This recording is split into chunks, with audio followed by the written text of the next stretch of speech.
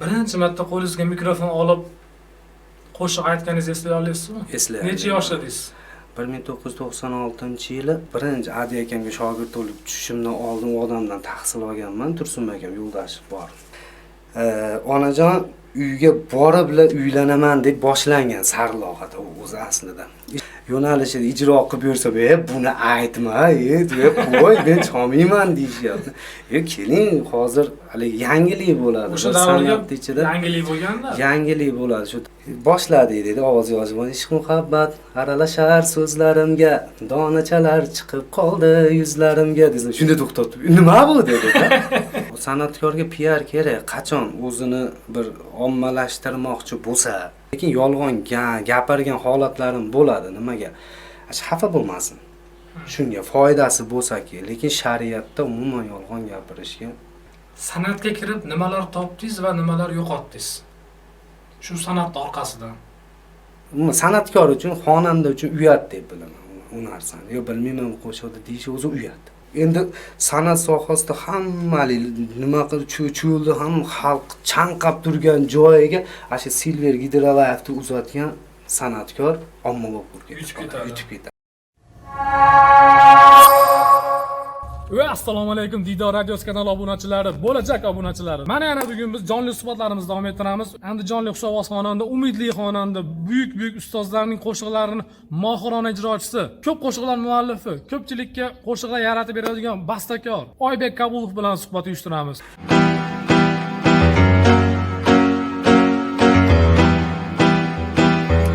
Ishq muhabbat aralashar so'zlarimga, donachalar chiqib qoldi yuzlarimga. Ishq muhabbat aralashar so'zlarimga, donachalar chiqib qoldi yuzlarimga. Barcha qizlar o't ko'rinar ko'zlarimga. Nima qilay bo'ydoqman men, nima qilay? Oybek aka, Oybek Kabulov. Nimaga aynan Oybek Kabulov emas? Endi biz metrga analik tug'ilgan paytimizda metrga berilganda Kabulov deb yozilgan. O'zi akalarimni, uni ikkita akam, bitta ukam bor, 4 o'g'ilmiz oiladan. Akalarimda eng katta akamda ham Kabulov, men uchinchisimi menda ham Kabulov, ikkinchi akamda Qobulov. Vaqti kelsa bir o'sha dokumentatsiya ishlari bo'ladi, bir aka-ukamiz deb topshiradigan joylarimiz bo'ladi. Ashida Qobulovni Kabulov bari bitta harf ham katta rol o'ynab qo'yadi. Aka-ukamiz sizlar deydi, aka-ukamiz deydi. Keyin o'xshashligimizdan aka-ukaligimizga ishonishadi, lekin familiyadan emas. Oybek Kabulov, Oybek Kabulov. Nechinchi yil? 1987-yil. 87-yil. 12-oktyabrda tug'ilgan Masaka shahrida. O'sha paytlarda endi bizning mustaqilligimiz hali mustaqil bo'lmaganmiz. SSSRlik uchun Kabulov degan familiya bo'lishligi mumkin. Chunki Q harfi ruslarda bo'lmagan bo'lishi mumkin shu. Akangizda nima Q bo'lgan? Balki u paytda kompyuterlarda yo'lmasam yozadigan apparatlarda Q ishlab ketgandir balki. Endi bilmaymiz endi. O'zingizni ikki og'iz so'z bilan tanishtirish imkoni berilganda qanday tanishtirgan bo'lardingiz? Men Oybek Kabulov, xonanda, bastakor. Oybek Kabulov, xonanda va bastakor. Biz yaqindan bilganligimiz sababli ko'p qo'shiqlarni ijro qilmagan bo'lsangiz-da, muallifsiz, bastakorisiz. Bastakor. Biz shundan bilamiz. San'atkor misol aslida oddiy hayotdan boshqacha hayot yashaydi-da. Albatta.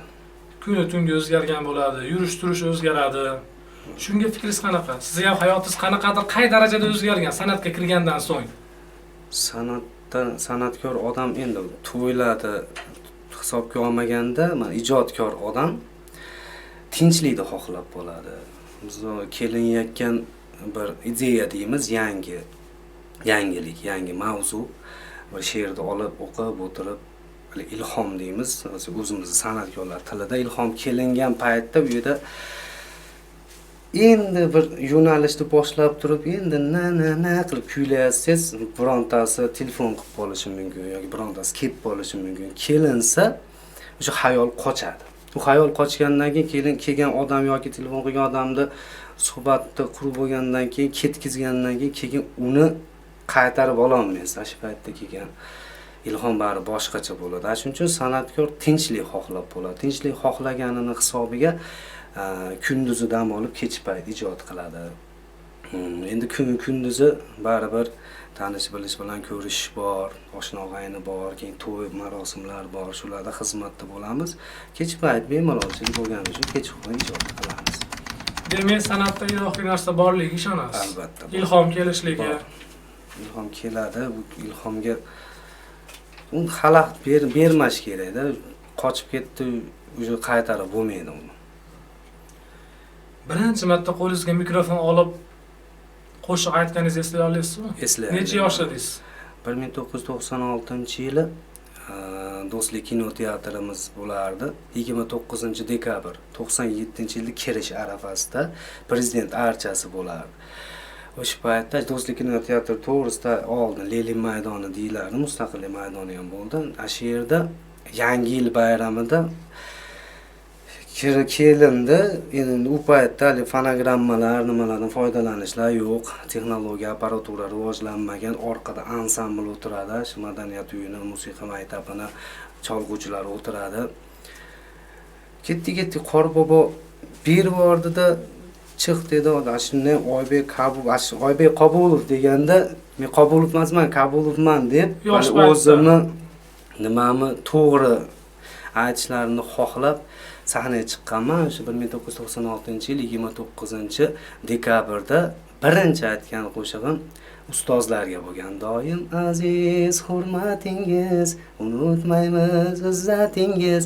O'sha qo'shiqda aytyapman, u orqamda ansambl cho'lyapti, qaltirab aytib tugatganimni bilaman deb turib, shunday teskari qarasam Qorbobo sovg'asi bilan mana deganda qo'qib yiqilib tushganman. Orqaga yiqilib tushganman, ko'tarib olib chiqib ketishgan meni. Sahnada shunaqa holat bo'lgan. Birinchi sahnaga chiqishim shunaqa bo'lgan. Birinchi sahnaga 96-yil chiqqansiz. 96-yil chiqqanman.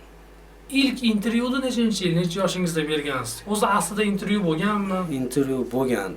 2005-yil Andijon yoshlar teleradio kompaniyasi bo'lardi. Armon deb birinchi ijro qilgan qo'shig'imiz bo'lardi. Muhammad Yusuf qalamiga mansub. O'zimizni endi ustozim ham yonida birinchi Adi akamga shogird bo'lib tushishimdan oldin u odamdan tahsil olganman. Tursunbek akam Yo'ldashev bor. O'zimiz asakali. Tursunbek akam Yo'ldashev bilan o'tirib, bir Muhammad Yusuf qalamiga mansub o'sha Armon qo'shig'ini kuylayotganda menga yoqib qolgan. Yoqtirsam, aytaman desam, ayting bemalol dedi. Shavkat Jayron studiyasi bo'lardi Andijonda 2-mikrorayonda. Shavkat Jayron studiyasiga borib aranjirovka, musiqa sayqallashtirishlar qilindi, ovozlar yozildi. Keyin Armon haqida qo'shiq aytib 2005-yil endi kichkina bolamiz, 18-19 yashar. U Yotirakadan kliplar olib tennisni kortda hozirgi Kamolot bog' adashmasam, u paytda tennisni kortlar, o'sha bog'da olingan shunga klip. Keyin Armon haqida qo'shiq oynajon orqali yoritilganda bu kichkina bola shunchalik Armon haqida qo'shiq aytami deb birinchi intervyuim ashunga chaqirishgan. Necha yosh bo'lgansiz o'sha payt? 19 yosh, 18 yosh. 19 yosh. Haqiqatan Armon mavzusiga yosh bo'lgan, klipda o'ynaganlar ham yosh. Asakada Aziziy degan nima kamerachilar, klip mekerlar ish boshlaganda shu paytda Aziziy studiyasi olib bergan edi. 2005-yil. 2005-yil.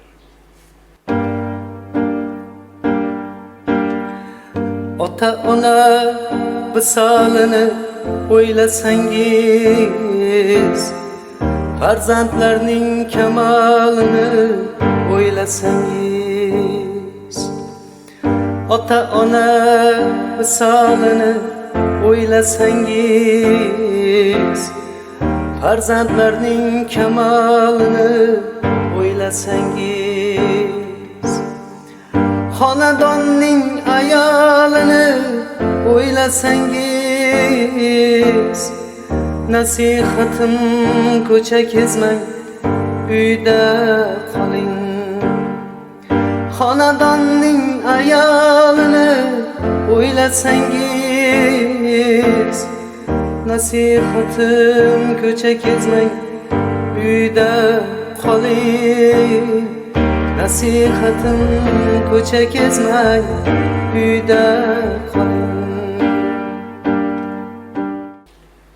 San'atga kirib kelganingiz 96-yil bo'lsa, birinchi marta mikrofon qo'lingizga ushlaganingiz, o'sha paytdagi ota-onangizni fikri qanaqa bo'lgan san'atingizga nisbatan? Umuman san'atga nisbatan oilada muhit qanaqa san'at bobida? San'atga nisbatan ash paytlarda ota-onam, otam o'zi qo'shiqchi, Abdumannob Kabulov, Abdumannob Kabulov, Ilhom akam Jo'rayevlar, Sanobar opa Rahmonovalar bilan birga gruppadosh, birga o'qishi, birga san'atda yurishgan.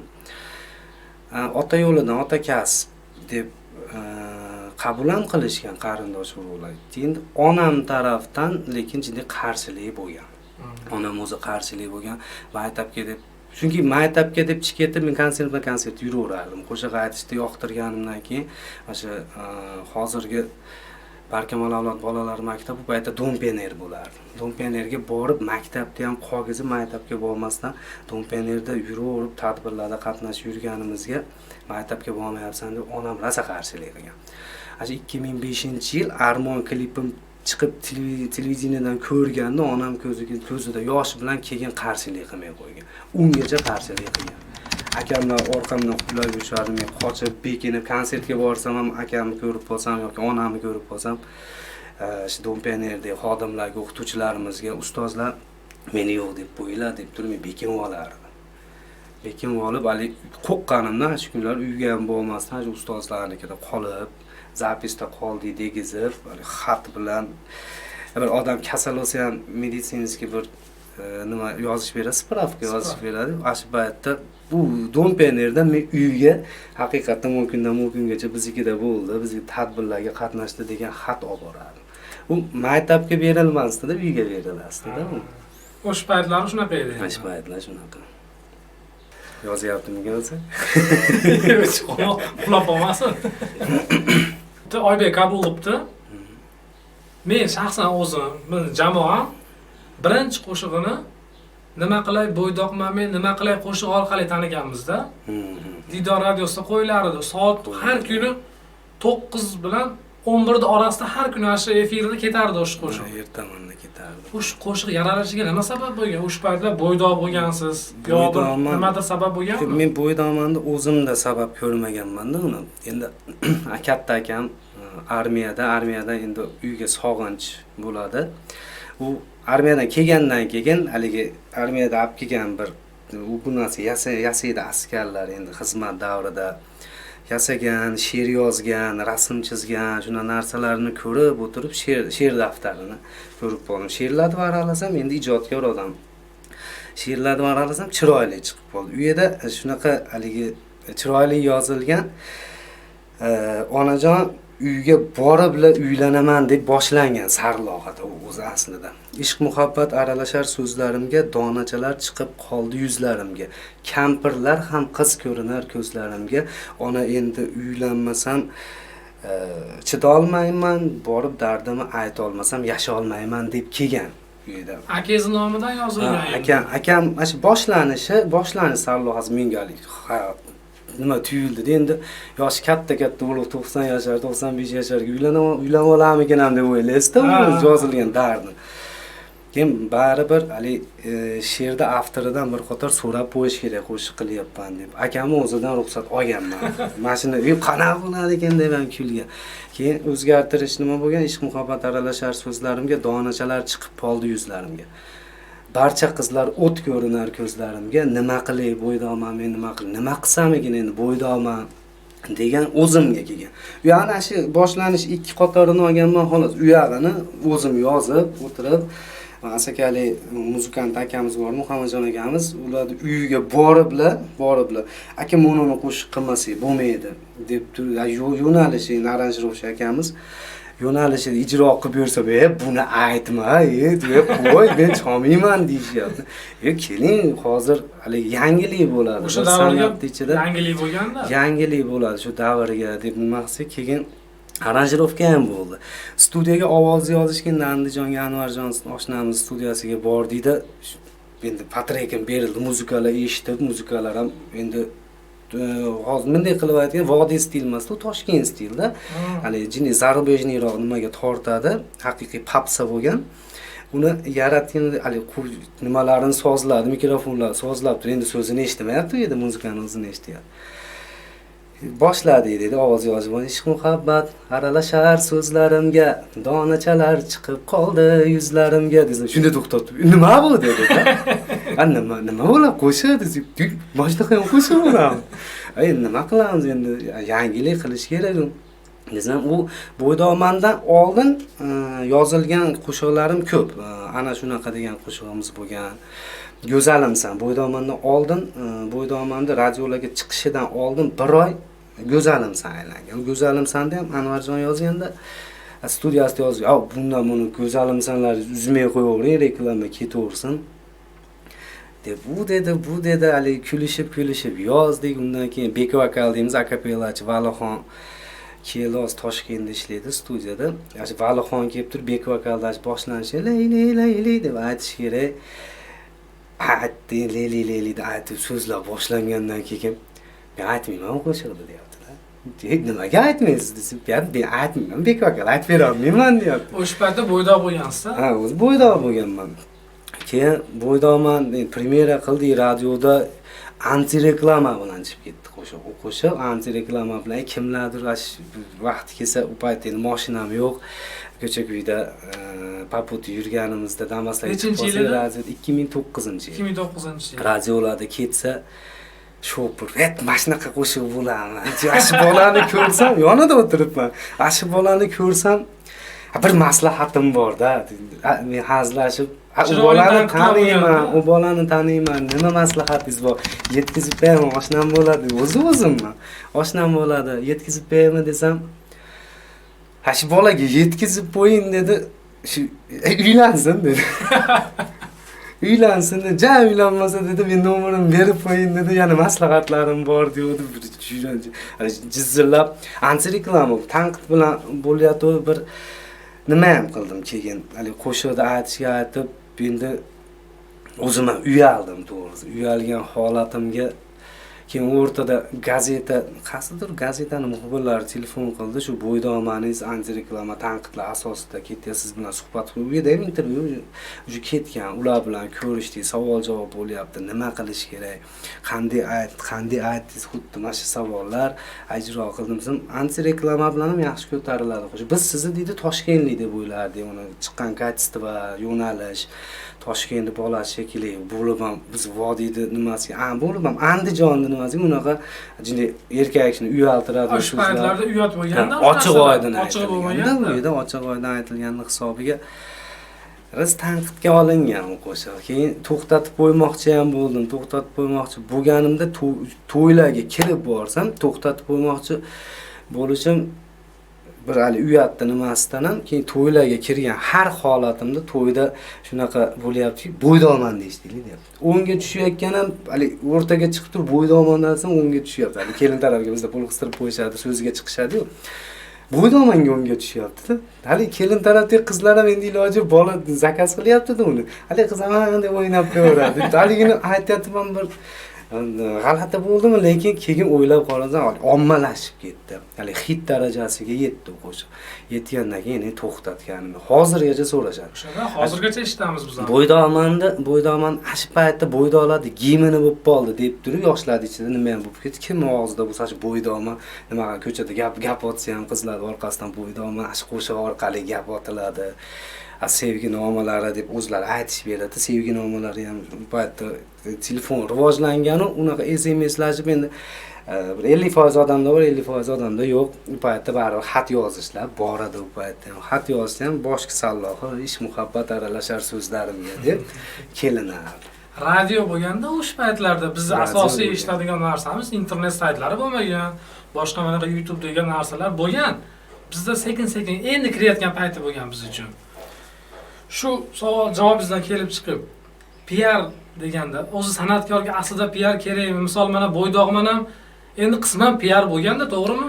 Yo o'zingiz bilmagan holda PR? Yo'q, o'zim bilmagan holda bo'lgan. Bu san'atkorga PR kerak. Qachon o'zini bir ommalashtirmoqchi bo'lsa, reklama qilmoqchi bo'lsa, shu bu yerda endi sarf qilayotganlar ham ko'p-da. Sarf qilayotgan sarfini nimasini chiqara olmas. Endi Bunday hozirgi kunda $1000 sarflasangiz, $2,000 qilib qaytarmasangiz, hamma biznesda ham shu. San'atda ham ko'pchilik shou biznes qilib olgan, sarflayotgan pulini prodyuserlar ko'proq. Sarflayotgan pulini ular 2 barobar qilib qaytarib olish kerak. Shunga PR qilish kerak. Ular PRni shu orqali ko'rsatiladi. Men uni hayolimga, bo'ydomonda yozilishi, aytilishi meni hayolimga kelmagan. Misol uni radiodan qo'yilgandan keyin o'zi klip mekerlar o'zlari chiqqan, klip olaylik, chiqaraylik, klip ham chiqarilgan, shu Andijon yoshlar teleradio kompaniyasi tarafida qo'yilgan uni kliplari. Men o'zim xohlab men mashq qo'shida reklama qilaman deb, o'sha boshlanishi so'z jarayoni o'zimdan bir nima qilgan, kayfiyat bergan menga, orqasidan aranjirovka jarayoni, shu pog'ona ko'tarilayotganda shu u bir nima olib kelishi aniq bo'lib qolgan. Men agar uni PR deb bir PR qilib oldim deganimda, orqasidan shunga o'xshagan biror narsa qilar edim. Uni o'zimga PR deb olmaganman, men o'zim kutmaganman. Misol san'atkorlik ota kasb deyapsiz-da endi misol. Oybek Kabulov uchun san'at aslida kasbmi? Pul topish manbai sifatida qaraydimi? Yo'q. San'atga siz qanaqa qaraysiz? San'atdan pul topib non yeyish degan narsalar bor-da. Albatta, shunga fikringiz? San'atda men kasb deb fikr qilmayman. Biz xuddi bizni hayotimiz san'atga kirib kelishimiz boshlanishi ham shu 96-yil birinchi marta sahnaga chiqqan bo'lsam, otam Asaka madaniyat uyini zavet ishchisi bo'lgan. O'zi keyin Dompiyerda ishlashgan. Shu endi baribir o'zini o'g'lida ham bir nimani ko'rgandan keyin bolam deb sahnalarga olib chiqqan. Biz sahnalarda misol shu paytlarda 98-yil, 99-yillar ham konsert berganman-da kollejlarga. O'zim alohida bilet qilib u sahnani chiqimini, shu rahbariyatni, ichki ishlar, shu nima bo'lsa, ashlarda chiqimni o'ylab pul topish maqsadida emas. Men faqat o'zimning san'atimni ko'rsatish maqsadida. Keyin hali o'zimizda apparatura bo'lgan, usuliniyalar, to'ylarga chiqish kerak bo'lib, dadam rahbar bo'lib ketgandan keyin dadam o'zini apparat qo'yib yuramanmi deb turib, meni to'yga chiqargan. To'yga ham borib apparat qo'yib kelib, Adi akamdan, Asakadan ustozlar, shular Farhod akam Neftiyev. Haddashi Eliyor To'ychiyev ham shu paytda billa men bilan apparat ko'tarib yuradi. Kichkina bolalar billa Dompiyerda katta bo'lganmiz, billa o'qiganmiz. Uni biz to'yga borib kelamiz, bizga nima qiziq? U yerda to'yga borsak, bittanta qo'shiq aytsak qiziq. Yo'qsa bu to'g'risi yeb ichish qiziq. To'yda muhit qiziq. Vaqtga voy kichkinagina bola ekansan, kerosi Sherali Jo'rayev ham aytganda, bir to'yga kirib qolganda apparatchiga mikrofonni ochib qo'y. Kim degan, "Ana kichkina bola" deshi, sen kichkina apparatchimisan?" Kechi deb yoniga olib, apparatchi deb duo qilgan meni Sher ekan. O'zi qo'shiq aytishga qiziqam. Bo'pti deb ali to'yni tugatsa, to'y qilganlar tugunlab berardi. Eliyor bilan borgansan, Eliyor ikkovimiz yana bir ikkita oshnalarimiz bor, borib turardik. Bizga tugunlab bersa, ali tugunlarda olib kelib olib, bizga nima qilsa, uyga kelib olib ochib, nima solgani qiziq, nima yeyish qiziq. Ali olmali, bananli tugunlar kelib bo'lsa, u paytda endi vahshiy o'zimiz xursandchiligimiz cheki bo'lmaydi. Ali bizga apparaturamizga bergan pullar to'g'ri kelinadi, otamga, onamga beriladi. Shunaqali biz pul topishga qiziqmaganmiz. Sekin san'atning ichiga kirib ketib turib, endi san'atni biz kasb qilib olmadik-ku. Agar san'at kasb qilib olganimizda faqat to'yga chiqib turib pul topish maqsadida bo'lardik xolos. Biz shu kungacha mana shu Asakada 3-4 ta san'atlilar bor xolos. O'zini ijodini ustida ishlaydigan, o'zini mana shu bu kasb emas, o'zini qiziqishi deb biladigan. Men shuna deb bilaman. Bu kasb biz uchun kasb emas. San'atkorlik siz uchun kasb emas. Kasb emas, biz qiziqishimiz bu. Endi shu javobingizdan misol o'zbek san'atiga 96-yil chiqdingiz. O'zbek san'atiga o'z yo'lingizni olib kira oldingizmi yoki san'atda o'z yo'lingizni topdim deb hisoblaysizmi? O'z yo'nalishimni topdim deb hisoblayman. Chunki ijod namunasida mana qilinayotgan yo'nalishlarda bir o'tirib bir she'rni qo'shiq qilish ham bir o'zi mahorat, Xudoyim tomonidan berilgan bir omadda. Endi bir she'rni yaratayotgandan keyin qo'shiq qaysidir qo'shiqqa o'xshab qoladi. O'xshab qolishi, kimdir yo'liga o'xshab qolishi, kimdir yo'nalishiga o'xshab qolishi, kerak mana ustozim Adi akamning qo'lida ham apparat qo'yib yurgan paytlarimda otam nima meni oldimda o'rganmaydi. Qo'shiq aytishga qiziqyaptimi, qo'shiq aytishda nimasini o'rgansin deb Adi akamga shogird qilib berganda. Adi akam bilan to'yga borsam, endi u paytda Ozodbek Nazarbekov ustozga qiziqardim, Ozod akam qo'shiqlarini ijro qilardim. Endi u paytda fonogrammalar to'g'risi bo'lmagan, kam bo'lgan. Endi musiqali fonogrammadan foydalangan minus, hozir zamonaviy tilda aytganda minus. Aytsam, to'yda mikrofonni olib qo'yishardi. Fonogramma aytyapsanmi deb. Nimagaligini men tushunmardim. Keyin ustozimdan so'rab, "Adi aka, men hozir ham to'yda ko'rdingiz, mikrofonni olib, "Ha, o'zing aytyapsan ekan" deb qaytarib berdi desam, "Sen Ozodbek Nazarbekov emassan. Ozodbek Nazarbekov qo'shig'ini aytyapsan, lekin sen u emassan. O'zini yo'lini ko'rsatib bo'lgan. Sen Oybek bo'lishing kerak. Sen Oybekligingni ko'rsat." deganda keyin o'tirib izlanib o'xshab qolmayaptim. Ijrolarni ham olib qochishga tushganmiz. Bilmayman, shu paytda birga bir ijro qilib bermadim, shunaqa edi. Ozodbek Nazarbekov qo'shiqlarini birga bir ijro qilib, mikrofonni kerak bo'lsa ishonishmasdan tortib ham olishgan kunlari bo'lgan. Fonogramma aytyapsan. Endi musiqali fonogrammadan foydalandilar. Ozod akamni bitta albomni chiqdi deguncha meni albomim bo'lib ketardi. Asaga doimiy albom bo'lardi. Ozod akam hamma qo'shiqni aytardi. Keyin shunaqa qilib yo'nalishda Adi akamning gapi bilan o'zgartirdik. U gapni Adi akam gapirib bo'lgandan keyin ham Ozodbek Nazarbekov Alisher Fayzga ham shu gapni gapirgan.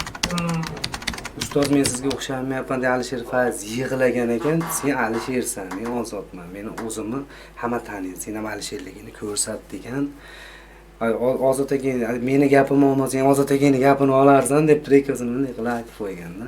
Mana shuna hisobiga o'zimiz yo'nalishimizni topdik.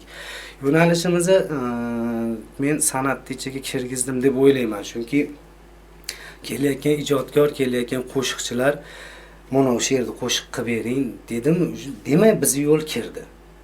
Biz yo'nalishimizni xohlayapti. Demak, shuna deb o'ylayman. Aslida sanali ishda tutamiz xolos shu. Oybek Kobulovni Oybek Kobulov bo'lishligiga kim sababchi yoki nima sabab? Juda ko'p narsalar sabab deb o'ylayman. Avvalo xalqimiz sabab. Xalqimiz sevib, eshitib, qo'llab-quvvatladim. Endi u paytda reklamalar bo'lmagandan keyin televideniyada ko'rinmasangiz, radioda eshitilmasangiz, qayerda ko'rinasiz? To'yda ko'rinasiz. To'yga kirdingiz, demak chiroyli o'tkazdingizmi? Keyingi to'yga taklif bo'ldimi? Xalq qo'llab-quvvatlagan u. Orqasidan o'zim mana ota-onamni turtkilari, yo'l yo'riqda adasik, vaqti bemahal to'ydan kech qolib ketib uyga kelmagan holatlarimiz, nima qilib yuribsan deb hozirgi mana 33 ga kirgan bo'lsam, hozirgi kungacha ham tergashlari bor. Ustozim Adi akam nihoyatda yordamlari ko'p. Adi akam har bir to'ydan keyin aytgan ijromi mayerda mana qilyapsan. Kiyinishlarimgacha e'tibor berilardi. Nima ham berardi menga. Hali zadani topshiriq berardi. Uyga ketyapti. Bugun ertaga to'yimiz mana joyda soat 10 da bo'lsa 10 da, hali senga 12 soat vaqt bor ekan. Buni qo'shiqni yodlaysan, ertaga eshitaman derdi. Ash qo'shiqni yodlab borardim. Aytardim, keyin ash qo'shiq tahlili bo'lardi. To'ydan keyin o'tirib, munda xato qilyapsan, munda mana ijro qilish kerak deb Adi akam o'zini yo'nalishida ijro qilib berardi. Lekin ash Adi akam yo'nalishiga shatta kirib olmasdan men ham shundan kerakli joylarini o'g'irlab turib ijro qilardim. Misol san'atda o'g'irlik deb qo'yishadi, plagiat narsalar ko'pda. O'g'irlagan qo'shiqlaringiz bo'lganmi? O'g'irlagan qo'shiqlarim meni o'zimni shaxsiy nimalarim, qo'shiqlarim ichida, avtorskiy qo'shiqlarim ichida o'g'irlangan qo'shiqlarim deyarli yo'q. Chunki o'zim yaratgan qo'shiqlarim o'g'irlangan emas. Endi takliflar bo'lgan. Mana Farhod akam Neftiyib ham Oybek yo'nalishingga to'g'ri keladi, bu qo'shiqda aytgin degan. Yaqindagina aytdim, u qo'shiqda sen ketding deb. U endi Farhod akam Ozarbayjonlardan olib, hamma yo'g'ini tayyorlab, she'rlarini o'zbekchaga o'girib menga tavsiya qildi uni. Tavsiya qilganda ham Ozarbayjon aytgan deb turib, aytdi. Men qo'shiqni yoqtirganim uchun qo'shiqni aytdim. Ko'proq ijodim davomida bir 5 ta 6 ta qo'shiqlarim Adi akam o'zining ustozi ruxsati bilan o'zim Adi akamning ijodidan yoqtirganlarimni ijro qilganman.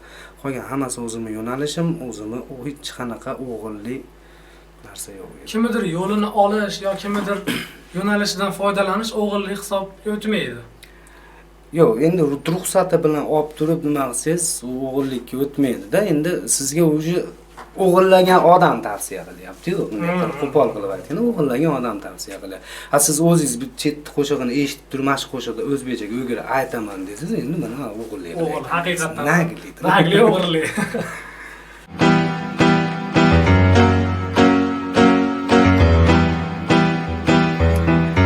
Muhabbat aralashar so'zlarimga, donachalar chiqib qoldi yuzlarimga. Ishq muhabbat aralashar so'zlarimga, donachalar chiqib qoldi yuzlarimga. Barcha qizlar o't ko'rinar ko'zlarimga. Nima qilay bo'ydoqman men, nima qilay? Nima qilay bo'ydoqman men, nima qilay? Kechalari o'yga tolib uxlolmayman, qiz boladan boshqa xayol surolmayman. Kechalari o'yga tolib uxlolmayman, qiz boladan boshqa xayol surolmayman. Shu kunlarda uylanmasam yasholmayman. Nima qilay bo'ydoqman men, nima qilay? Nima qilay bo'ydoqman men, nima qilay? Ishq muhabbat aralashar so'zlarimga, donachalar chiqib qoldi yuzlarimga. Ishq muhabbat aralashar so'zlarimga, donachalar chiqib qoldi yuzlarimga. Barcha qizlar o't ko'rinar ko'zlarimga. Nima qilay bo'ydoqman men, nima qilay? Nima qilay bo'ydoqman men, nima qilay? Nimadir? Oybek Kabulov shogirdlari bormi? Shogirdlarimiz. Misol mana Adiyaka ustozni aytdingiz, shogird bo'lgansiz. Shogird qanaqa bo'lishligini ham bilasiz. Albatta. Shogirdlaringiz bormi? Avvalo biz baribir hali ular yoshiga ham yetmadik, san'at ichida o'rganishimiz kerak bo'lgan narsa juda ko'p. Men endi shogirdlarim deyman, ukalarim. Yo'nalishda so'rasa, yo'l yo'riq ko'rsatgani maslahatini ayamayman. Men ulardan endi yo'l yo'riq ko'rsatiblar, bitta qo'shiqqa yordam berib yoki bir kamchiligini topgan bilan u shogird bo'lib qolmaydi-da. Shogird qilib men Adi akamni oldida 8 yil yurib, 8 yilda duo olgan bo'lsam, meni oldimda bitta hali to'la bittasi yurib, yo 1 yil, 2 yil yurib duomi olishda harakatida emas, chunki meni o'zim o'rganadigan narsalarim bor. Balki men ham Adi akamga shogird tushganimda 35 yosh tepasi Adi akam yo 2001-yil nima qilgan bo'lsa, Adi akam 40 yoshda atrofida edi-da. Endi biz ham 40 yoshga borib qolib, balki shogird olarmiz. Shogird oladigan bo'lsangiz, shartlar qanaqa bo'ladi? Shogirdlaringizga qo'yiladigan talablaringiz. Shogirdlarimga qo'yiladigan talab birinchi o'rinda hali o'zini san'at olamida ham o'zini ham hurmat qiladigan inson bo'lsa, birinchi o'rinda. Shu shogirdlikka qabul qilaman. Musiqadan jinday bo'lsa ham xabari bo'lishi kerak. Mayli, endi mana misolan katta san'atkorlar Ozod akamlar, Otabek Muhammad Sohidlar, ularga shogirdlikka borilsa, san'at kollejida o'qiydimi, musiqa maktabida o'qiydimi, o'qiysanmi degan savol bo'ladi. O'qisa, san'atdan xabari bo'lsa, nima bo'ladi? Endi men san'atda ham o'qisin, musiqadan xabari bo'lsin, lekin musiqani bilmaydigan juda zo'r ijrochilar bor. Ijodkor bilan san'atkorning farqi bor-da. Farqi bor. Menga kelsa, o'zini san'atini ham o'zini hurmat qiladigan inson bo'lsa, bu san'atini hurmat qiladi, o'zini hurmat qiladi degani bu yaxshi ijrochi bo'ladi. Chunki o'zini hurmat qilgan odam o'sha yoqdan bu yoqqa sakrab ketavermaydi. Misol bugun Oybek Kabulovmi, meni ijodim yaxshi ko'rib turibdimi, u san'atini o'zini hurmat qilgan odam bittasi yo'nalish tushab turib, shundan o'git olib ketadi. Ayolmasam Elyor To'jiyev yoki Farhod Neftiyev, Adi akam, undan bunga sakrab bir kun un bilan, bir kun bun bilan, bir kun uni ijodidan, bir kun buni ijodidan ijro qilsa, men uni hali o'ziga ham san'atiga ham hurmatsizlik qilgan deb o'ylayman. Nimangiz olishmasin shogirdlaringiz? Shu nimani? Misol ustozni aytganini qilganini yo'q, Sim olishmasin demas. ustozni aytganini qilganini. Qismga aralashmasin. Ashlar deb ketyaptimi? Yo'q, Oshib pishdi, hozir bo'ldi. Hozirda qora kadr qilib qo'ygan. Mana bunaqa narsa borda hayotda.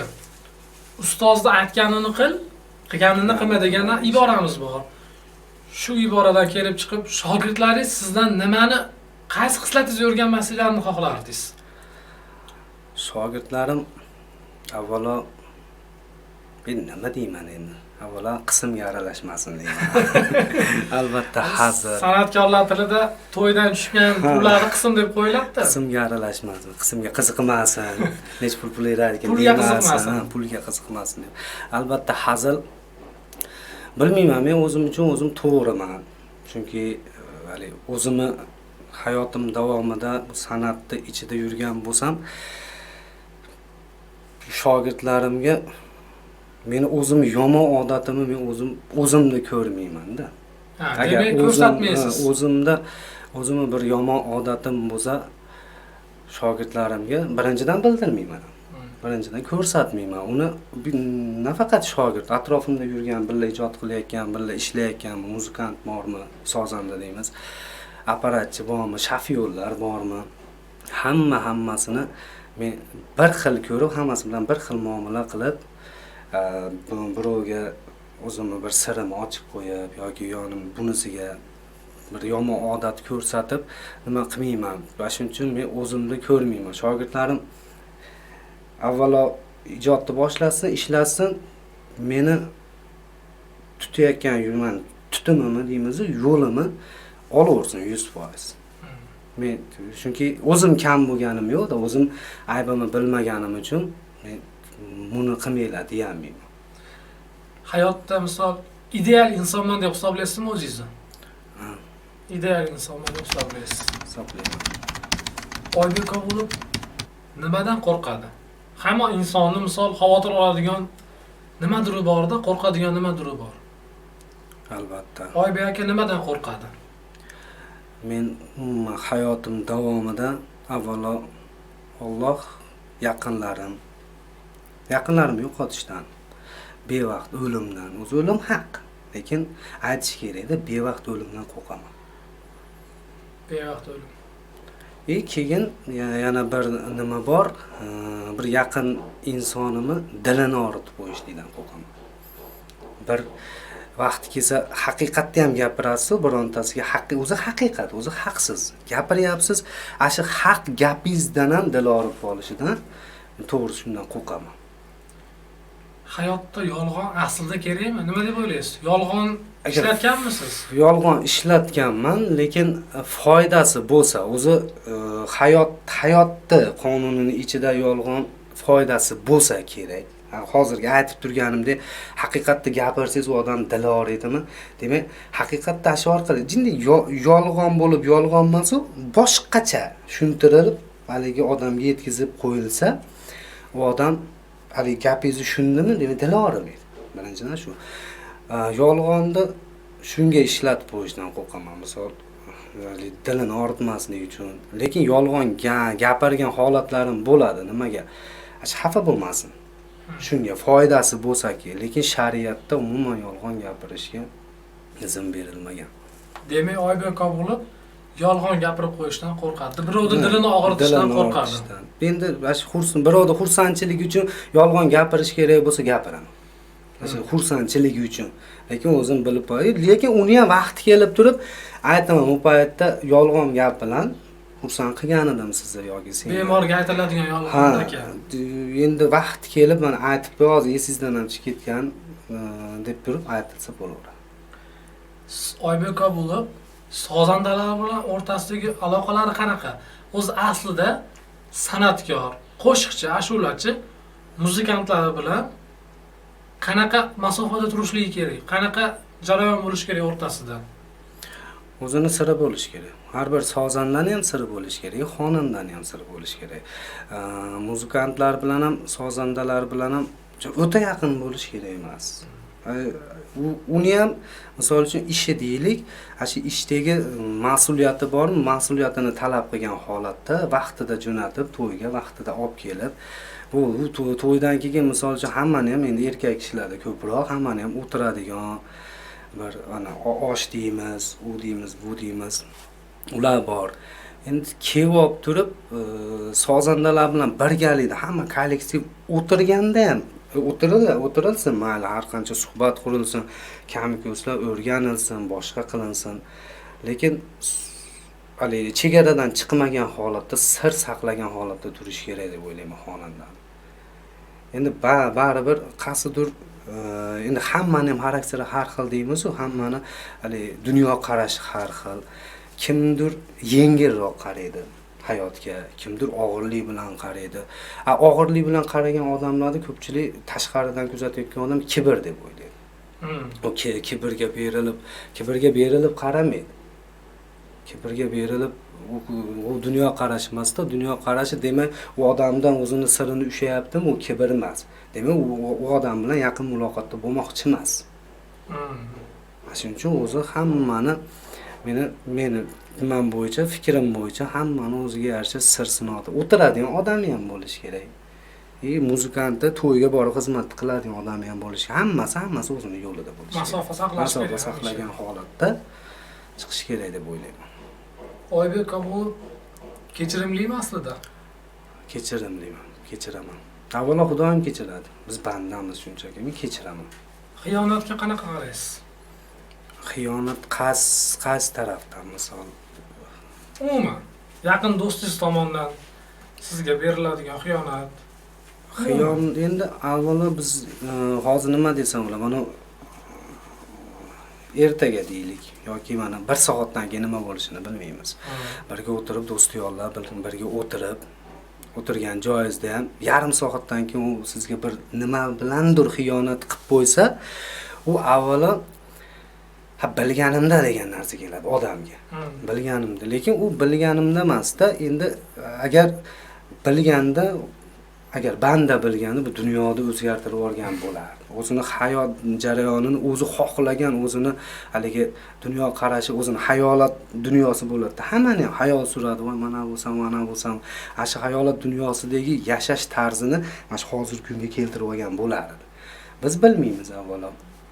Shuni bilmaganimiz hisobiga bir do'stiyonlardan xiyonat o'tib qolsa, endi yeyman o'zim ichimni yeyib siqilib diqqat olaman, uni ham bildirib yormayman, boshqa qilmayman.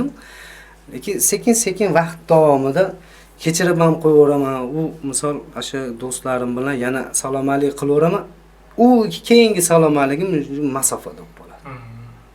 Chunki o'tgan safar bir nimasini qilib qo'ygan, endi u yog'ini keyin yana nima xavf ozda bor, hali hangragan ish yana hangraydi degan narsa. Oyna singani bilan yutib bo'lmaydi qaytarib nima qilib bo'lmaydi uni.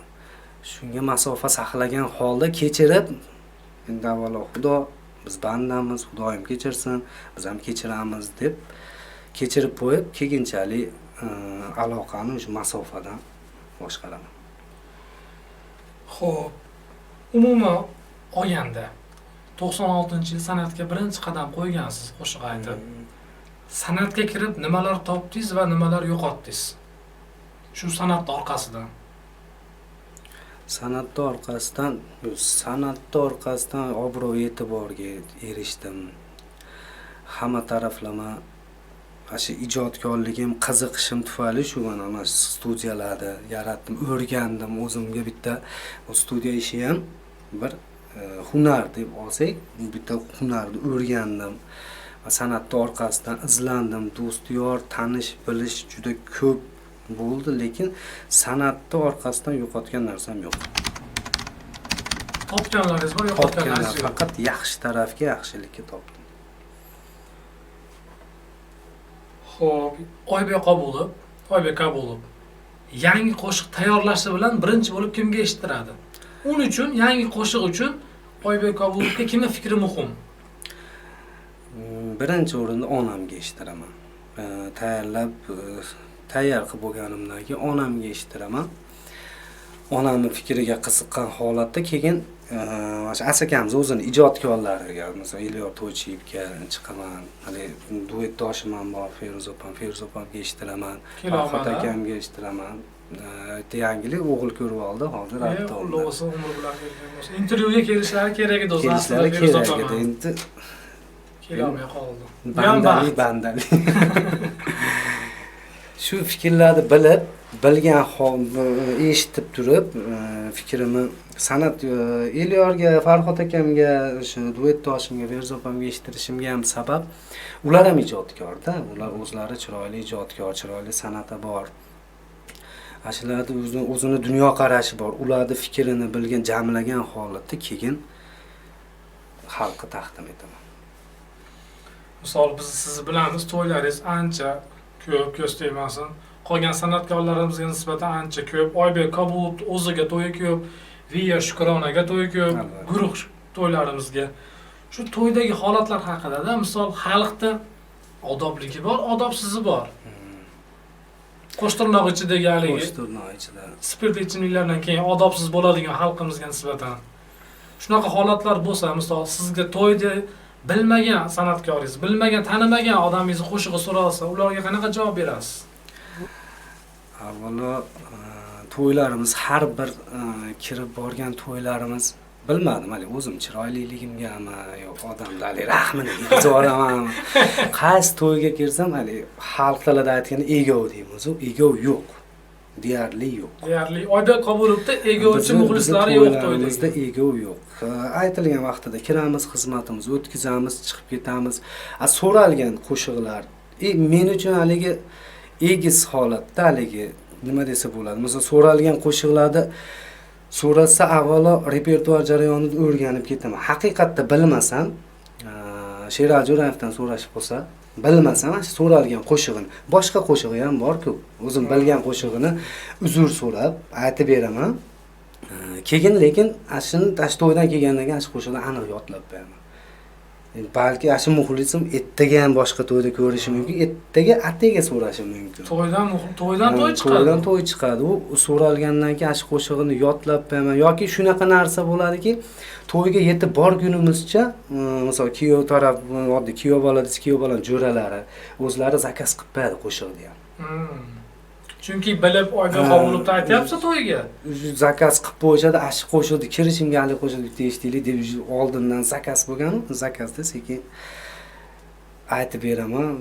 Haligi u yerda kamchiligi men bilinmaydi. Masalan, birortasi bitta qo'shiq so'rasa bilmayman degan, men o'zim uchun, san'atkor uchun, xonanda uchun uyat deb bilaman u narsani. Yo bilmayman bu qo'shiqni deyish o'zi uyat.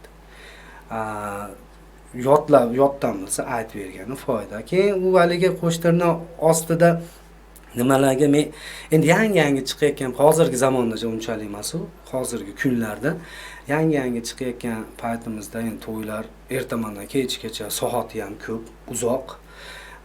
Egovlar ham ko'p. Ertaman nonushtadan keyin ayollar bazmidan keyin yoshlar bazmi deb zaks bo'lardi bu.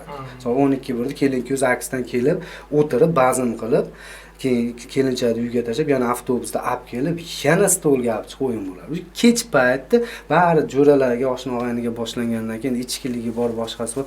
Ashnaqa to'ylar boshlanadi. Ash paytda to'ylarda men o'zimga egiz deb olganim bittantasi egolik qilib kelib turib, egolik qilib uni aytib ber. Hali qo'shiq aytib bersa mayli, lekin bizda ko'proq xalqning ichida qistir bor. Uni ko'paytirib ber, ana qilib ber, mana qilib ber deb turib egolik qiladiganlarga biz shunday mikrofonda hech kim aytmayman qo'shiqda aytirish olmaysan deb turib, shu yerda to'xtatib turib ketib yuboradi, muzikantlar yig'ishtir deb turaveradi. Chunki biz uy to'yga borguncha iloji boricha hurmatimizni talab qilgan holatda kirardi, chiroyli o'tkazib chiqib ketardi. U yangi o'sha ijod to'ylarga qadam bosayotgan paytimda shunaqalar bo'lardi.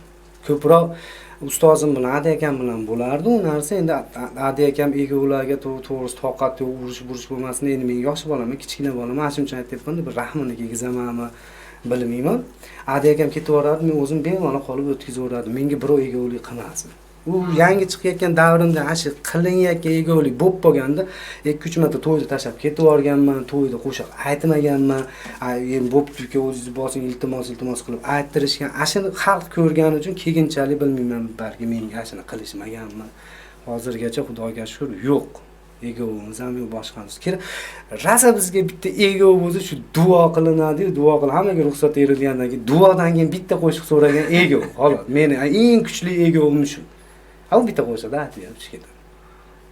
Baribir ko'nglini olishimiz kerak-ku ona. Hozirgi zamonda to'ydagi eng ko'p so'rayotgan qo'shiq siz uchun. Hali so'ralayotgan xitovoy qo'shiqlarni bilmayman, hali studiyada tayyorlab endi fonogrammadan foydalanamiz, gruppamiz uchun tayyorlaymiz. Endi hozirgi kunda zamon talabi hamda haligi jonli ijroda biz aytayotgan kачество chiqmaydi.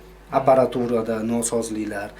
Fonogrammada original holatda odam eshitsa, sizdan so'ramaydi.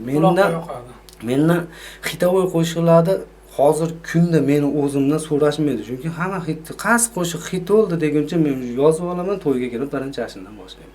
Aytib qo'ygancha meni orqamdan qo'shiq so'rashmaydi. Boshda aytib beraman.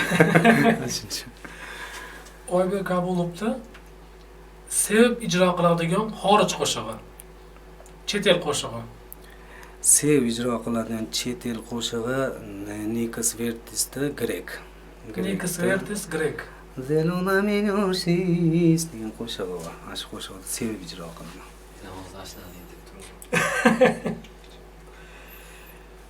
Qo'shiqlarda ommabop bo'lishiga nima sabab? Misol Bo'ydoqman mana bu yoqdan tanqid bo'lib chiqib ketdi.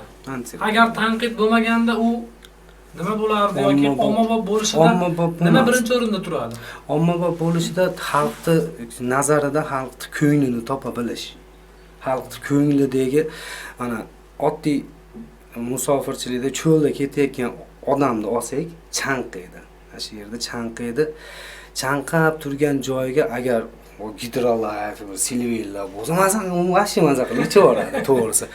Cho'lda bir chekkasida jinday ko'lmay bo'lsa, shu ko'lma loy suvni ham ichadi. Endi san'at sohasida hammalik nima qilib cho'lda ham xalq chanqab turgan joyiga shu silver gidrolayfni uzatgan san'atkor ommabop bo'lib yutib ketadi. Endi iloji shu silver gidrolayfni uzatmayapti-da hech kim, mana shuning uchun iloji layqa suvni ichayotganlar. O'sha Silver Gidrolayfda tayyorlanish jarayonlarida nima muhim misol? Tayyorlanish jarayonida qo'shiq yaralishida avvalo so'z, she'rlar. Keyin shoirni dardini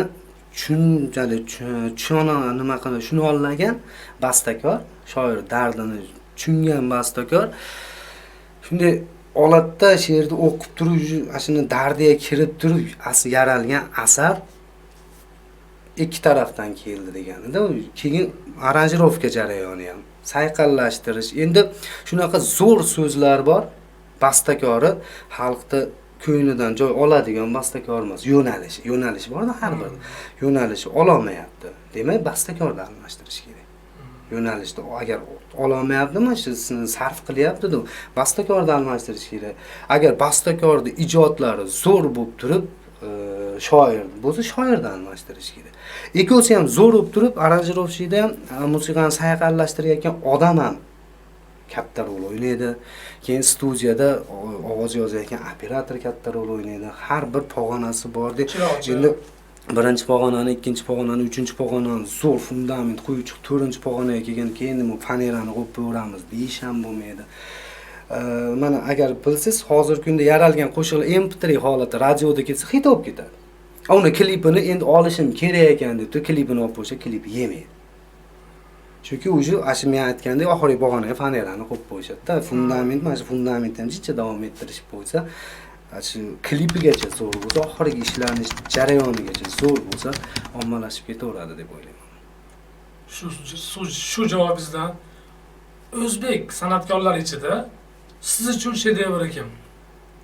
O'zbek san'atkorlari ichida misol endi hammani yo'nalishi ham bor-u, agar yoshlarga deb oladigan bo'lsam, men Shohruxxonning ijodini yaxshi ko'raman. O'ziz uchun Shohruxxon. Yoshlarning nimasiga.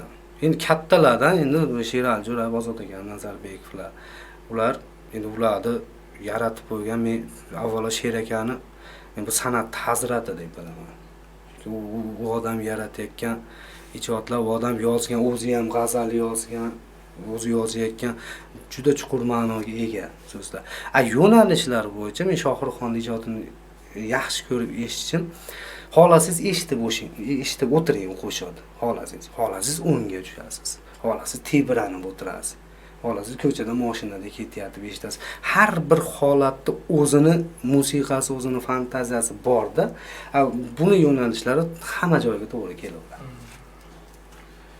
Misol Sherali Jo'rayev haqida yaxshi fikrlar gapirdingiz. Sherali Jo'rayev ham asli andijonlik. O'zbek san'atidagi bir 70% san'atkorlar asli Andijondan chiqqanda Andijon san'at o'chog'i deb aytiladi. Albatta. Bunga qanaqa qaraysiz? Misol siz ham andijonlik asakalisizsiz mana. Andijonda san'at endi avvalo kattalar aytib kelgan so'z bor. Musiqa Andijonda yaraladi. Farg'onada sayqallashtirilib Toshkentga kelib buziladi degan gaplar bor. U haqiqatdan ham to'g'ri. Buzilish deganda Toshkent Yo'q, Toshkentga borib turib buziladi degani har bir mana respublikamiz ichida har bir viloyatda o'zining yo'nalishi bor-da, har bir yo'nalish. Endi Farg'ona, deyarli Farg'ona, Namangan, Andijon yo'nalishimiz tortib turadi. Namangan baribir Farg'ona, Andijonga nisbatan yo'nalishimiz yaqin emas-ku, lekin Andijonning san'atini ham suyib eshitadi. Namangan Toshkentni ham suyib eshitadi. Farg'onaliklar avval o'zining san'atini ko'rsatadi, birinchi. Keyin kirib kelayotgan tashqaridagi nimalarni, san'atlarni, to'y to'rkinni ham shuni ko'rsatishadi. Buni Toshkentga borib buzilishi degani Andijonda yaralgan, Andijon dardi bilan, Andijonda o'zini aholisidan dardidan chiqqan bu qo'shiq Farg'onaga borib sayqallashtirilyapti degani bu farg'onaliklar kamko'sini to'ldirib, boyitib beryapti. Toshkentga borib buzilishi, Toshkentga borgandan keyin o'tirgan biz aytayotgan aranjirovchi yoki bastakor yoki studiya operatori respublikamizning hamma viloyatidan qabul bo'lyapti. Agar Andijonlik o'zimizda misol mana Nodir Umarovlar bor, kuchli bastakor, aranjirovchilar, ustozlar, ular ham shu ashulaga olib borsiz Andijon dardini biladi, Andijon yo'nalishi, vodiy yo'nalishi chiroyli qilib siz aytgan asarni yaratib beradi. Andijon bob qilib. Andijon bob qilib. Endi siz borib turib Surxondaryoga bering buni. Surxondaryo biz o'zimiz san'atimizni, biz ularnikini tushunmaganda, u ham biznikini tushunmaydi-da. Bari o'zini fantaziyasi bilan qilib qo'yadi, keyin bu yoqda Andijon uchun nima, qandaydir egiz bo'lib bo'ladi-da. Shuni aytaman-da, misol Andijonda zo'r qo'shiqlar yaraladi, zo'r asarlar yaraladi. Nimaga reklamaga e'tibor berilmagan? Misol Oybek Kabulov saytlarda qo'shiqlari mana endi oylar bo'ldi. Chiqishni boshladi. Bo'ydoqman qo'shig'ingizni diskini qidirganlar qancha bo'lgan o'sha paytlarda? Topa olmasdan. Topa olmagan. Bu payt internet to'g'ri kam bo'lgan foydalanish. Demoqchi bo'lganim, nimaga reklamaga e'tibor qaratmaysizlar?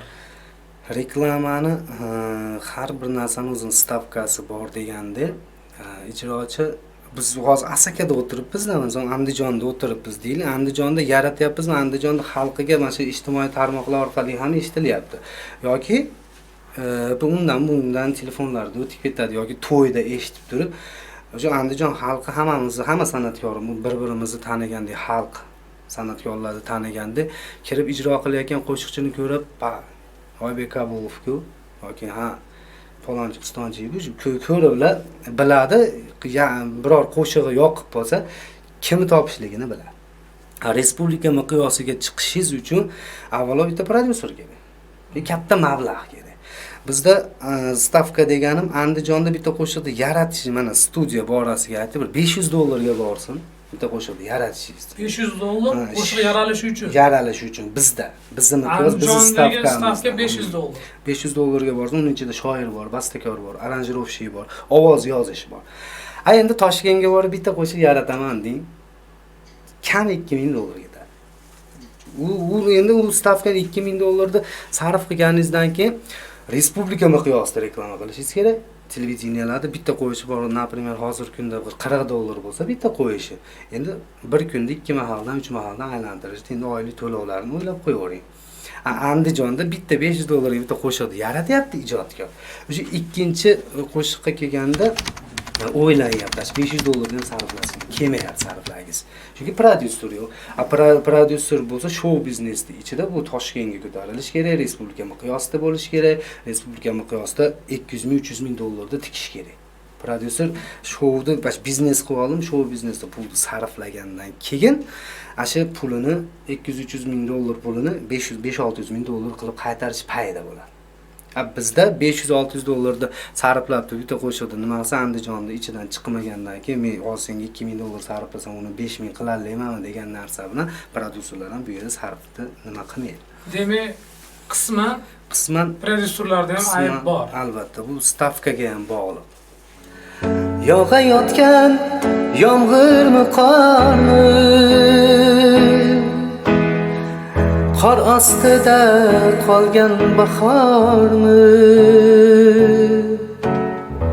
Sensiz dunyo shunchalar tormi?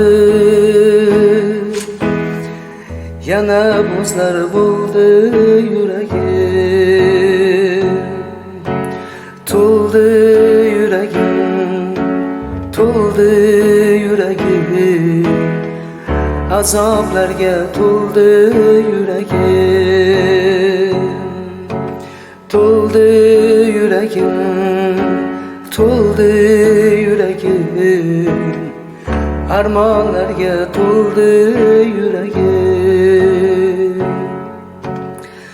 Shamday yonib, shamday o'chdimmi? Sarvanozim sendan kechdimmi? Endi senga men ham hech kimmi?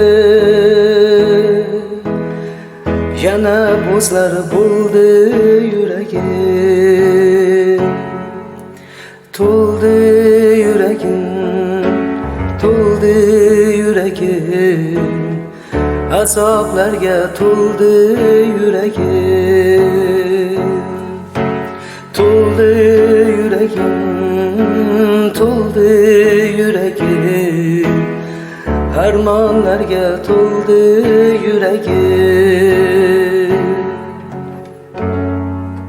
Nimaga Andijonda pul tikadigan prodyuserlarimiz yo'qmi? Yoki puli bor odamlarga arziydigan san'atkorlarimiz yo'qdir balkim. Nega endi san'atkorlarimiz zo'r san'atkorlar bor. Andijonning ichida juda kuchli san'atkorlar ko'p. Prodyuserlarga kelsak, faqat hali o'zimniki bo'lsin deydiganlar ko'p. Xo'p, unaqa deydigan bo'lsak, yoki mashhur yo'ldoshi, misol Abror, ular ko'zga ko'rindi-yu. Ular endi ularni haqida fikringiz? ishlash prodyuseri baribir hali etap-etapda boshida misol uchun mashhur ham ishlay olmagan prodyuserlar bor. Mashhur birgalikda ishlay olmagan. Baribir hozir kunda surishtirsangiz o'zini ash eskidan yo tanigan, yo bilgan, shu holatiga ishongan prodyuser ishonch hosil qilish kerak sarflayotgan pul. qisman yutkizdi-yu ular ham demoqchiman. Qisman yutkazishiga sabab endi boshida bilmadim, o'ylamay ish boshlashgan bo'lishi ham mumkin yoki birasi nimadir, endi hayotda hamma narsa kuzatiladi. Bu prodyuserlarning hozirgi kundagi holati, hozirgi kunda ko'rib, bilib turib zo'r san'atkor, mana shunga pul tiksam, mana shuni olib chiqib olsam bo'ladi deb o'ylaydigan prodyuserlar bor. Lekin undan ko'ra baribir kimdir u tavsiya qiladi. Bu aniq. Tavsiya qilingandan keyin demak bo'ldi, bu bilan emas, bu bilan ishlayman deydi, lekin bundan ko'ra buni san'ati kuchli edi. Bu undan emas, bunda foydalanishni ko'ra bilgani uchun bunga tikadi. Demak, prodyuserning o'ziga bog'liq. Prodyuserning o'zini ishonchi bu yerda birinchi o'rinda o'ynaydigan. Endi prodyuser ham san'atkorlarga shart qo'yadi. Albatta, shart. Sizga misol prodyuserlik qilmoqchi bo'lgan odamlarga siz qanaqa shartlar qo'ygan bo'lardingiz? O'z prodyuseringizga nimadir qanaqa shartlar qo'ygan bo'lardingiz? Meni hamma taraflama sharoitini yaratib qo'ysin, misol to'yim bormi, reklamam bormi, klipmi, qayerga borib, nima qilishimdan qat'iy nazar, ashuni o'zi ssenariylashtirsin, o'zi bilsin.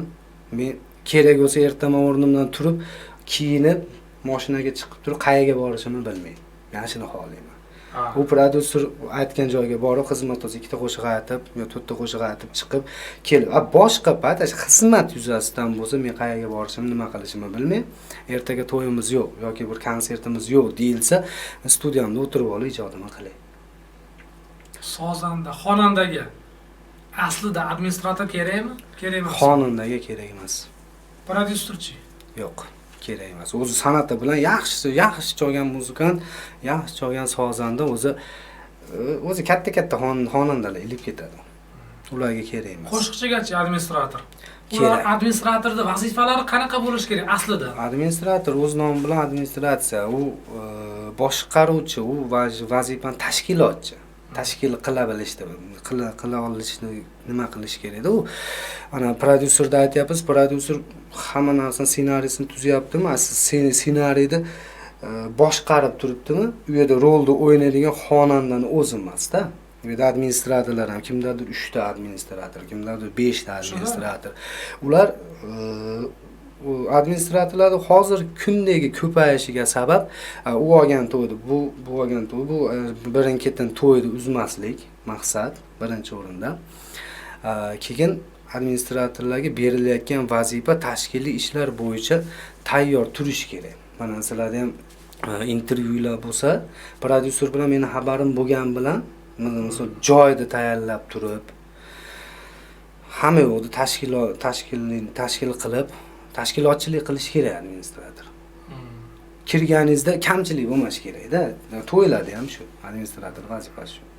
Vaqtida borib, vaqtida olib Vaqtida. Endi xonanda o'rtada prodyuser bilan administrator orasida xonanda ko'ringan bilan o'zi xonanda rol o'ynamaydi. Prodyuser bilan administrator ikkovi kelishgan holatda nima qilinsa, misol Oybek Kabul ertaga soat 8:00 ga tayyor bo'lib turing, mashina boradi.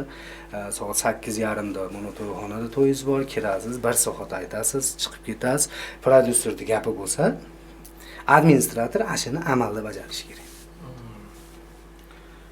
Administratoringizdan ko'nglingiz to'lganmi shu paytgacha? Administratorimdan men ko'nglim to'lgan, Toshkentda ishlaganman 3 yil administrator bilan, prodyuser bilan ham ishlaganman. Toshkentda administratordan ko'nglim to'lgan. Men u ishlagan bola Sasha deb armiyan bola edi. O Seryoga edi ismi, Sasha derdik. U bola hamma yo'qni men aytgandek qilib, hamma yo'qni vaqti-vaqtiga tashkil qilib yurgan bola. Prodyuser bilan shartnomamiz 3 yillik bo'lgan. Bu paytda u prodyuser bilan qana shartnoma bo'lgan? U seni yakkaman qo'shiqchi qilib, nimalarga olib chiqaman bo'lmagan. U prodyuser to'ychi prodyuser bo'lgan.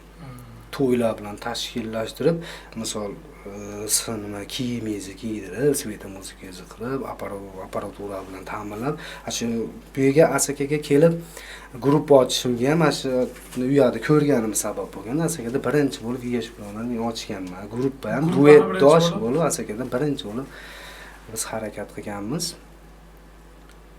Shu administratordan ko'nglim to'q. Shu ma'lum vaqt Toshkentda studiyada ishladingiz, Didorda, Andijonda ishladingiz. Ma'lum vaqt Toshkentda nimalar oldingiz? San'at sohasida. Toshkentda hammasi studiya ishlarini Toshkentda o'rgandim 100%. Endi bu Didorda 2010-2011 ishlagan bo'lsam, Didorda operator bo'lib o'tirardim studiyada. Ovoz yozishni bilardim xolos. Buni u yog'ini endi ovoz yozib, buni tozalab, CD-ni qilib, qo'shiqni tayyor qilib chiqarishni bilmasdim. Chunki Anvarjon oshnamiz bilan birga ishlardik. Anvarjon qolgan ishlar qilardi, men ovoz yozishni bilardim xolos. Toshkentga borganimdan keyin Toshkentga borishimga ham sabab Hadi aka Mahmedov, Ozod aka Nazarbekovga baribir shu yo'nalishlarda ijro qilib ko'rardim-da, yaxshi, haqiqatda yaxshi ko'raman u insonni. Ozodbek Nazarbekovga shogird qilib berib kelaman, baribir tortyapsan sen shunga. Bo'lmasang bo'lmaydi deb olib ketdi. Toshkentga borib, endi Ozod aka Nazarbekka endi u paytda to'ylari ko'p. Uni hali ko'risha olmayapmiz degan bir 3-4 kun yurdi, qaytib bordi. U o'rtada Nodir Umarovga Kesa Ozodga tayyorlab nima qilinglar, mana deb topshiriqlarni berib qaytib Nodir akam oldi studiyada o'tirib, Ozod akam kelishini bir 15 kunnanmikin ko'rishganman Ozod akam bilan borganimdan keyin. U studiyaga ham kela olmayapti-da, shu o'zining ofisiga ham kelib ketolmay. Shu Nodir akam bilan o'tiraman, ijodini ko'raman, endi kech payt ijod. Kunduzi Toshkentda xolam bor, xolamlarga boraman, ashada qolaman. Yana qaytib kelaman, studiyada ishlarni ko'rib, haligi qiziqishim yanada oshib qolgan studiya ishiga. Keyin to'g'ri Ozod akamga shogird emasman, men Nodir akamga shogird tushaman deb studiya ishlariga shogird tushib o'rganib, keyin Nodir akam orqali bir nima Qozog'istonlik Toshkentda ijod qiladi, Nurlan degan studiyachi operatorga olib borib berdi. Nodir akam tanishtirib qo'ygan. Ashada ovoz ishlarni, Nodir akam aranjirovchi, ovoz ishlarini o'zi biladi, qilmaydi. Olib borib bergandan keyin shundan studiyani Atido 0dan 100% gacha o'rganganman. Hozir bemalol noldan studiyada qo'shiq yozib, sayqallashtirib chiqaramiz bemalol. Oybek Kabulov baxtni nimada ko'radi? Baxtni men yurtimni tinchligida, oilam sog' salomatligida ko'raman. Oybek Kabulov Nimadan ko'proq zavqlanadi? Shu yaqinlarim men zavqlanishim avvalo shu baxtim bo'lgandan keyin yurtimni tinchligi meni zavqim. Xonadonim, oila a'zolarim tinchligi meni baxtim bo'lganda bu ham meni zavqim. Har kuni uydan chiqib ketayotib yoki uyga kelgan paytimda men hammasini farzandlarim, ikkita qizim bor. Farzandlarimni xursandchiligi, dadajon assalomu alaykum deb yugurib kelishi, ona assalomu alaykum men keldim deyishim, uydalarimni sog' salomat ko'rib chiqib ketayotganda ham kelganda ham sog' salomat ko'rishim meni baxtim ham zavqim. Menga ashular kuch beradi. Sizni misol bilamiz. Nonushta deb biz nonushta deb qo'yamiz-ku misol. Ertalabki saharlik to'ylarimizda jonli ijro aytasiz, so'z chalib. Undan xabarimiz bor. Qiyinchilik tug'dirmaydimi? Jonli ijroda qancha soat ayta olasiz? Jonli ijro. Jonli ijroda bilmadim. Endi sog'likka qarash kerak. Sog'ligim yaxshi bo'lib tursa, bemalol aytaveraman. Endi organizm qanchadir vaqtda charchaydi-yu, charchaguncha bizda nonushta bo'lmaydi. Shuning uchun men charchaguncha hech nahorga oshlarni aytmaganman. Umuman qaysi sportga qiziqasiz? Thai boksga, taylandskiy boksga o'zim ham qatnashganman. Thai boksga. U san'atga o'zi 96-yil san'atga kirib ketishim ham sabab nima ham bo'lgan, chunki ash yillari Thai boks bilan shug'ullanardim. Maktabdan bo'sh paytim nimaga boradi, san'atga qiziqishni boshlagandan keyin maktabga bormay qo'yib, kunduzi bilan Dompenerda kech payt albatta sportga kelib shu o'zimizni asaka bozorini oldida bir paxta zavod bo'lardi oldin. Paxta zavodi podvalida shu kickboksdan Toshkentga kelgan Alisher aka deb trener kelganida kickboksni ochib keyin Thai boksga o'tib ketgan. Thai boks taassurotlari ko'p, qo'l singan mana.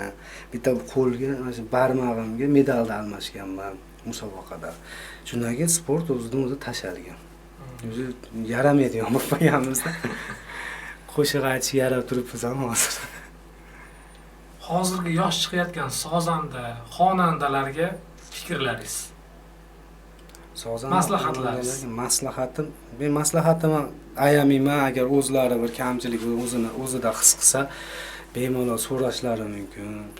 Maslahatim ayamayman, lekin hali so'rashmasa ham maslahatim shu aytganimdek san'atini ham o'zini ham hurmat qilsin. Birinchi o'rinda. Misol, yoshlar chiqdi-da hozir endi misol Вообще mana des, yana qolgan yangi chiqayotgan PR bilan shov-shuvli bo'lib chiqayotganlarga fikringiz qanaqa? O'zi shunaqa qilish kerakmidi aslida yoki misol voy mana akaxonlarim bo'ldi, mana marhamatli yaxshi xonanda do'stimiz Muhammad Ziyo deb avvaldan qo'shiqlar yaxshi edi bolani. U Jahongir aka Otajonov mana bunga fikringiz qanaqa? Misol siz ham mana ijod qilyapsiz hozir. Siz ham shunaqa qanaqadir bir cho'rni PR qilib chiqib olish imkoniyati bor-ku? Imkoniyat bor. Men o'zimda menga uni bo'ydomon qo'shig'im nima bo'lgani uchun, men hali o'zimda uni ko'rganim uchun men uni PR ham deb o'ylamadim o'zim. Endi anti reklama bilan chiqib ketib, hozirgi kunda bu PRlarga umr yo'q qo'shiqlar deb bilaman bularni. Shunchaki xalqqa tanilib olish maqsadida qilayotgan ham bor. O'zi ham tarzda tanilib olish o'zi asli kerakmi?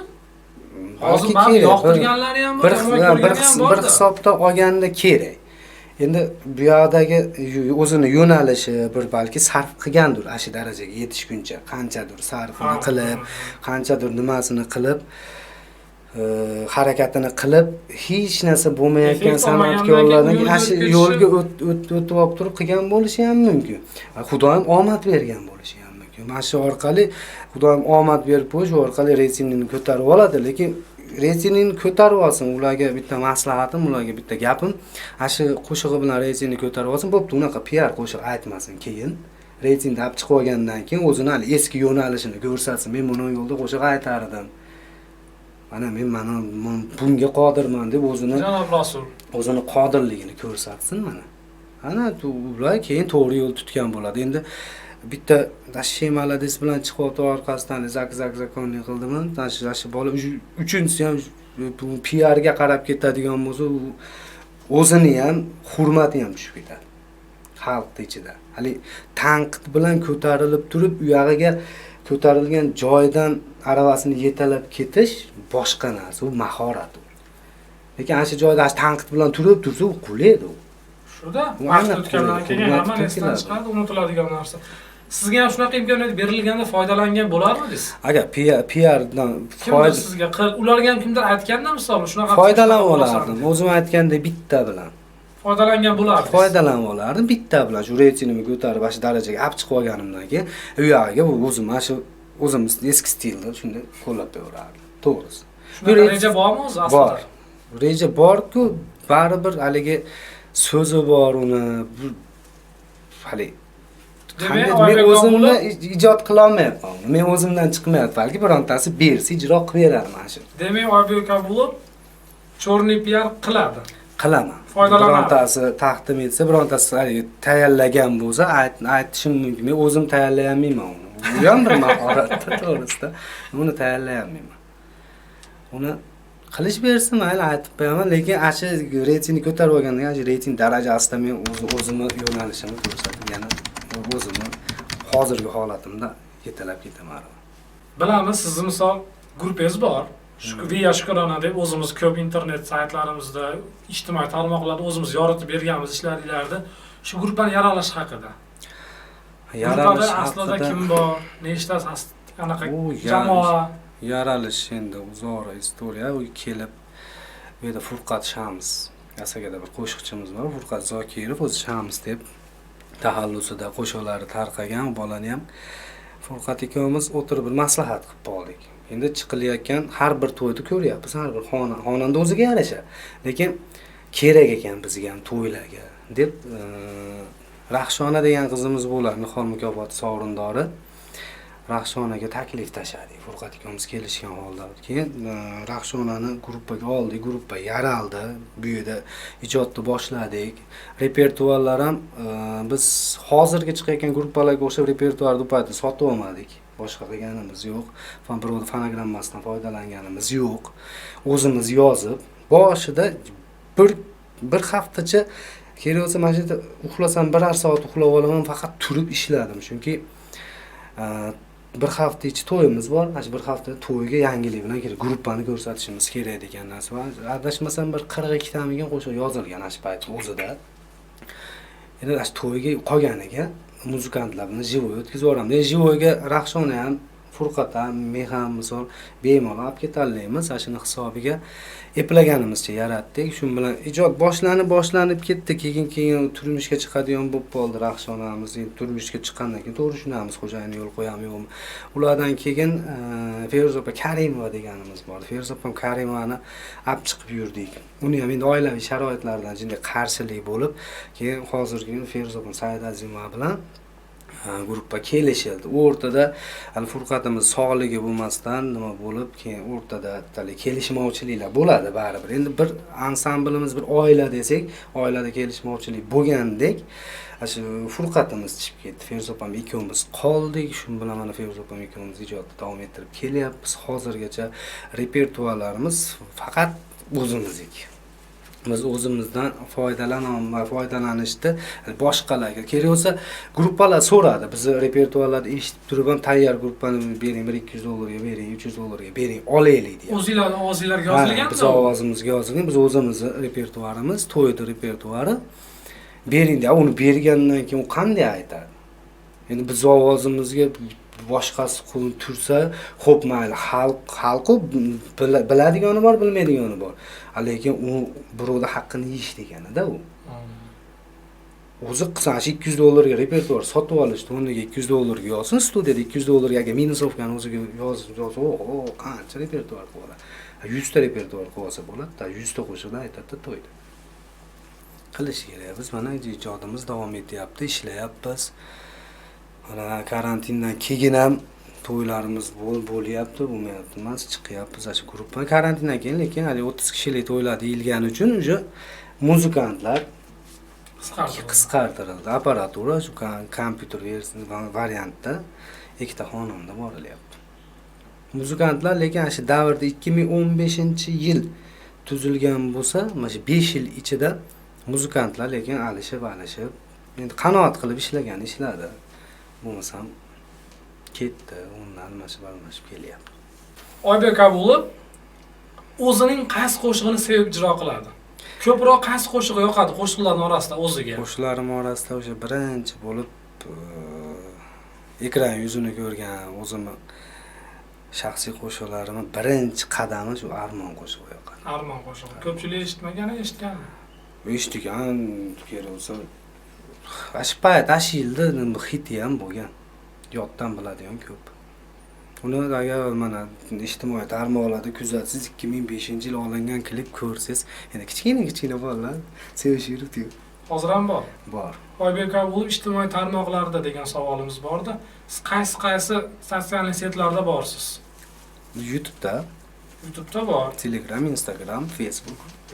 Odnoklassniki. Yo'q, Odnoklassnikilar qandaydir suymayman Odnoklassniki. Oxirgi marta 2017-yil kirganman shekilli adashmasam. Bo'lmasam Armon degan qo'shiqni ijro qilib berasiz, jonli. Bo'ladi. O'sha eng sevib ijro qiladigan xorij qo'shig'ini ham ijro qilib berasiz. Jonli tarzda. Bo'ladi.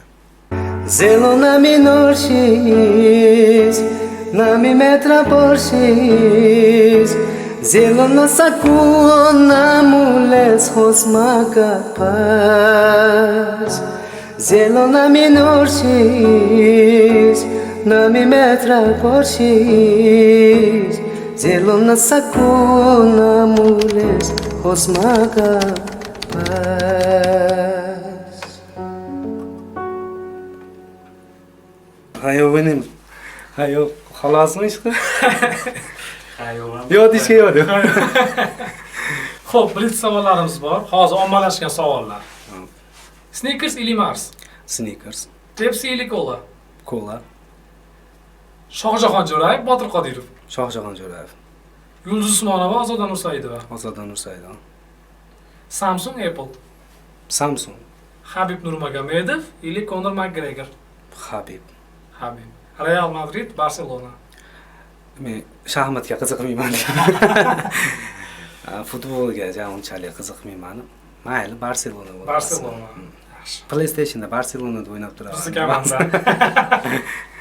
O'zi umuman PlayStation o'ynab turasizmi? Virtual Albatta. hayotdan chiqib, qanaqa qiziqishlaringiz bor? Virtual hayotdan chiqib qiziqishim shu sokinroq joylarga borib, mana daryo bo'ylari, soy bo'ylariga borib baliq tutishga qiziqaman. Baliq tutib ham tashida jizbiz qilib, o'tirib, 2-3 oshnalar bilan.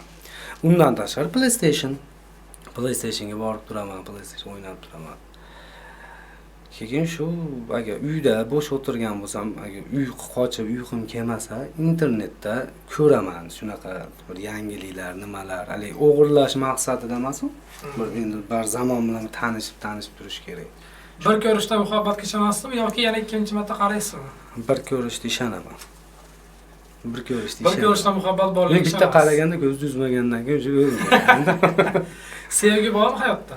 Umuman olganda. Bor, sevgi, muhabbat bor. Sevgi bilan muhabbat farqi. Deyarli bitta narsa. Bitta narsa. Oybek Kabulov rashqchi erkakmi hayotda? Rashqchiman. Sizning qo'shiqlaringizni kimdir ijro qiladigan bo'lsa, ularga bo'lgan fikringiz? Qizg'onmayman.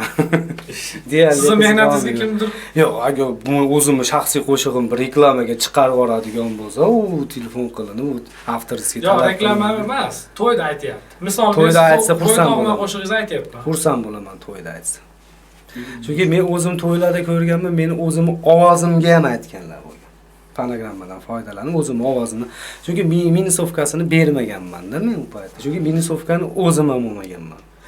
Tashfani chiqib studiyadan tayyor bo'lib chiqib ketgan. Yo keyinchalik olganman, keyinchalik disklarda istab, patrekim bo'ladi, ashlardan minusovkasini yasab olganman.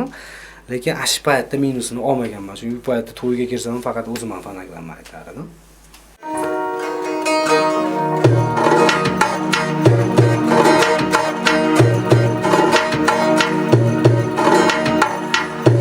O'sgan yillarda otlari bevaqt bo'lmagan, yaxshi bo'lsa ayollar erlar yuziga so'nmay.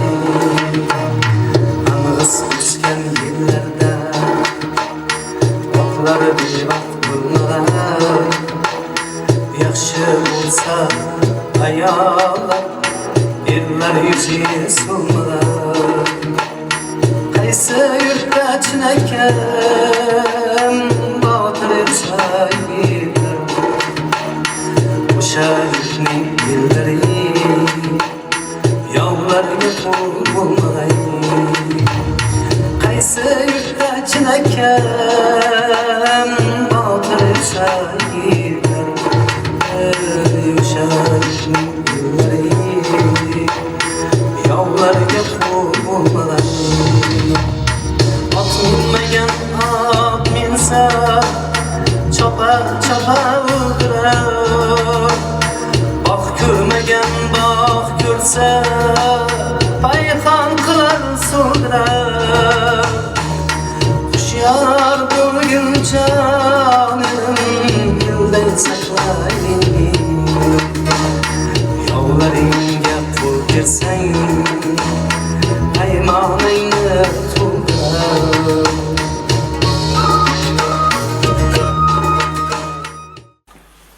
Sizga 3 ta so'z bilan suhbatni yakunlash imkoni berildi. Rahmat, sog' bo'linglar, umringlar uzoq bo'lsin. Boshqacha tugating. Qanatiga Uni oxirida aytasiz. Borish yo'qolish kerak. zayedi. Nima dey?